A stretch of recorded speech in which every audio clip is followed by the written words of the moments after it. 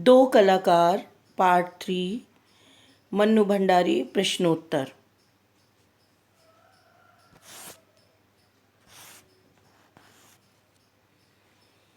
कागज पर इन निर्जीव चित्रों को बनाने की बजाय दो चार जिंदगी क्यों नहीं बना देती। वक्ता व श्रोता का नाम लिखते हुए दी हुई पंक्तियों के संदर्भ लिखिए। यहाँ पर वक्ता अरुणा है व श्रोता चित्रा है।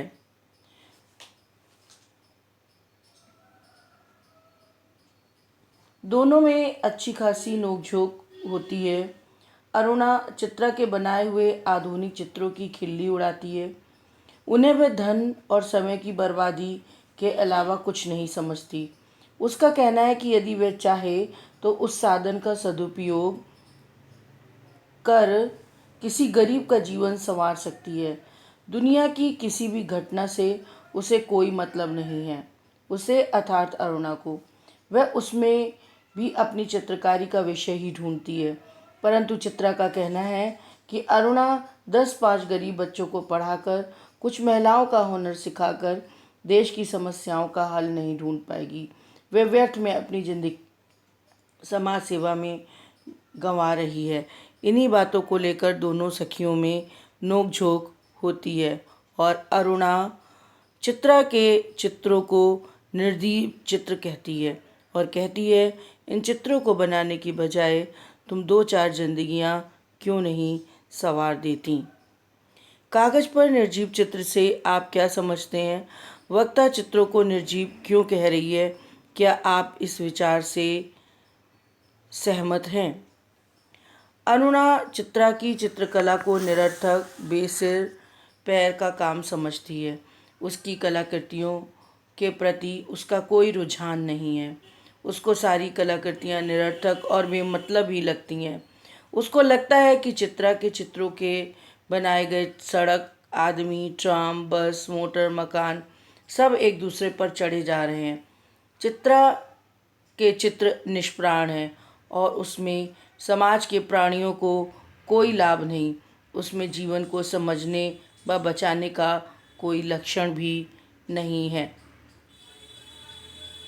दो कलाकार कहानी के आधार पर कहानी के पात्र अरुणा व चित्रा के तुलनात्मक चरित्र चित्रण लिखिए। उत्तर।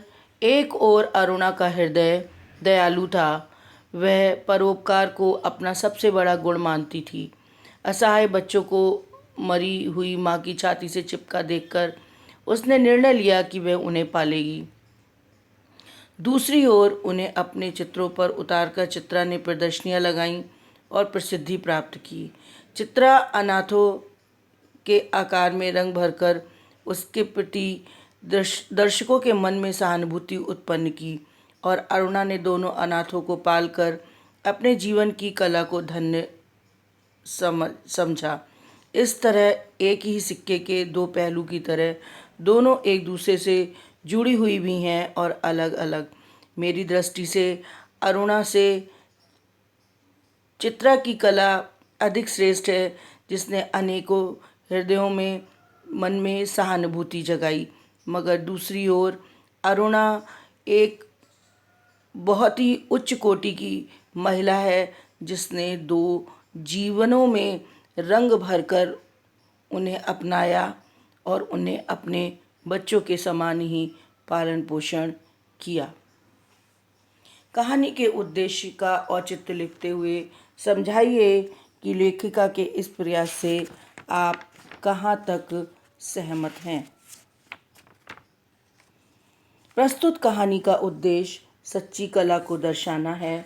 सामान्य अर्थों में कलाकार वही समझा जाता है जो किसी विशेष प्रतिभा से परिपूरित हो।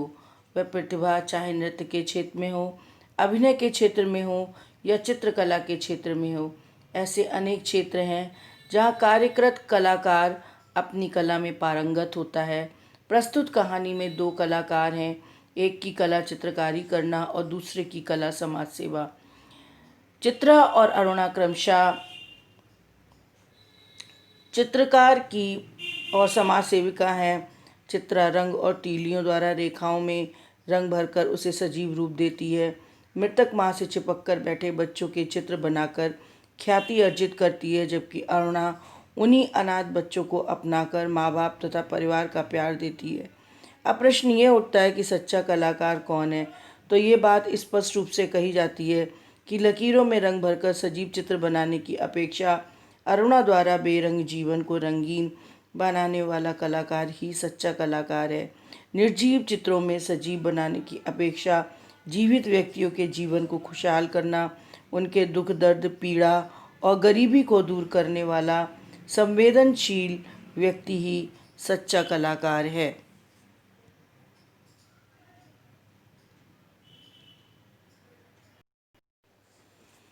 विदेशों में उसके चित्रों की धूम मच गई। भिखमंगी और उसके 2 अनाथ बच्चों के उस चित्र की प्रशंसा में अखबारों के कॉलम भर गए। उस चित्र से क्या आशय है, उसके बारे में लिखिए। उस चित्र से तात्पर्य उस अनाथ नामक चित्र से था जो चित्रा ने बनाया था। विदेश जाने से पहले उसने देखा कि एक भिखारिन मर गई थी और उसके 2 बच्चे उससे लिपट कर रो रहे थे। इस दृश्य को देखकर चित्रा, जो हर जगह अपने चित्र के लिए सुझाव व मॉडल ढूंढती थी, अपने आप को रोक ना पाई और एक स्केच बना ही डाला। विदेश में उसका ये चित्र बहुत मशहूर हुआ और चित्रा सफलता के ऊंचे मुकाम पर पहुंच गई। शोहरत व कगार शब्दों के समानार्थक शब्द लिखते हुए बताइए कि शोहरत का मनुष्य के जीवन में क्या महत्व है। शोहरत का समानार्थक अर्थ है प्रसिद्धि और कगार का समानार्थक अर्थ है मनुष्य के जीवन तट। मनुष्य के जीवन में शोहरत का महत्व होता है, परंतु शोहरत ही सब कुछ नहीं। जीवन में सही पथ पर चलना अधिक महत्वपूर्ण है। सही पथ का तात्पर्य जीवन में सही सिद्धांतों का पालन करने से है।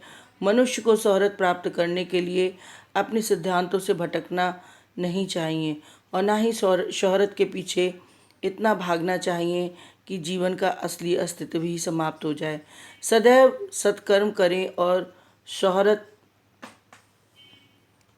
अपने आप ही हमें प्राप्त हो जाएगी, अर्थात हम स्वयं ही अमरता को प्राप्त होंगे। चित्रा एक महत्वाकांक्षी युवती है। क्या आप इस कथन से सहमत हैं? यदि हैं तो कैसे व क्यों? ये सच है कि पिता की महत्वाकांक्षी पुत्री है। उसे चित्रकारी में बहुत दिलचस्पी थी। वह अपने रंगों की दुनिया में खोई रहती थी। उसे दुनिया की समस्याओं से दूर दूर तक कोई लेना देना नहीं था।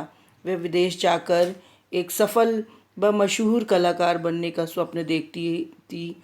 वह हर चीज़ में अपने चित्र के लिए मॉडल ढूंढती थी और जिस चीज़ में उसके लिए कोई सुझाव ना हो, वह चीज़ उसके लिए निरर्थक होती थी। वह अपनी चित्रकला के लिए बहुत ही उत्साहित थी, उत्सुक थी। चित्रकला ही उसके लिए एक जुनून था। कहानी के आधार पर कहानी के शीर्षक की सार्थकता लिखिए। अरुणा और चित्रा दोनों का ही व्यक्तित्व एक कलाकार के रूप में उभरा है।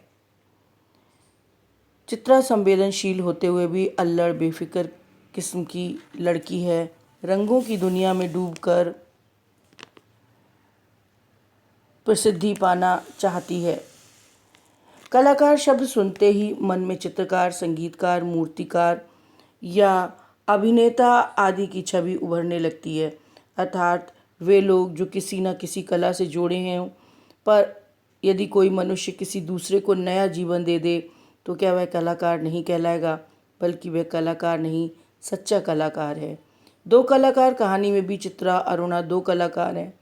चित्रा रंग और तूलिका से अपने कला को प्रदर्शित करती है, वहीं दूसरी तरफ अरुणा की कला का रूप भिन्न है। समाज सेवा, परोपकार, सहानुभूति, बेसहारों की सेवा आदि उसकी कला के तत्व हैं।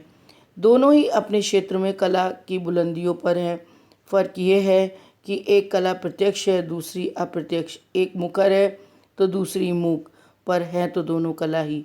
पूरी कहानी इनकी 2 कलाकारों के इर्द गिर्द घूमती है। इस प्रकार हम कह सकते हैं कहानी का शीर्षक पूर्णतः सटीक व सार्थक है।